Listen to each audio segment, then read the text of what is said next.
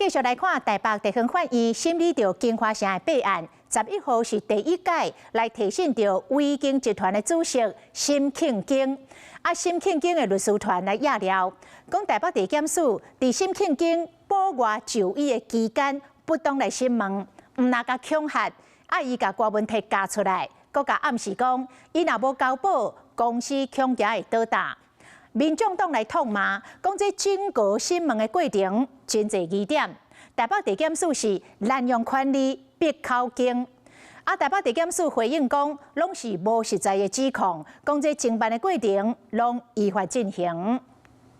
我问主席，就他的检察官的侦审实务当中，可以密室审问2小时，录音几分钟吗？王委员，立法院内会议比接触，国民党立委罗致强质询法务部长陈炳谦，北检侦查敢有涉嫌无合法的手段。金华城案起诉了后，帮因召集头一摆提问威经集团主席沈庆京。沈庆京委任律师当庭压了。去年10月12日，沈庆京带去检察官林俊彦到病院视察，先讲无录音录影，当作是伫咧开讲。后来对沈庆京讲，国问题毋是好人，莫维护伊。金华城土地已经扣扣押，你无交保，公司会有问题。律师团不满林俊彦讲话甲人恐吓，佮爱人逼口。当天如果去视察，你的目的是视察，但是你带着书记官，你通知了这个被告的辩护人，你的视察报告在哪里？你的视察报告在哪里？你交给你的主管机关了吗？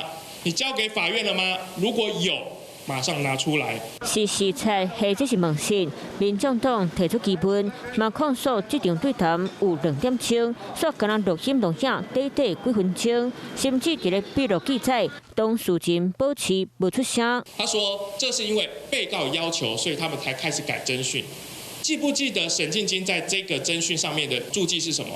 他是说被告保持缄默。会有一个被告说我要求录音录影，然后我再说我保持缄默吗？所以北检去想清楚。对这件代志，北检无澄清，强调检察官去到病院是为了解沈庆京的健康状况，含羁押期限的被告唔是正式，而且有通知律师团在场，全程拢依法录音录影，相关指控拢是无影无假。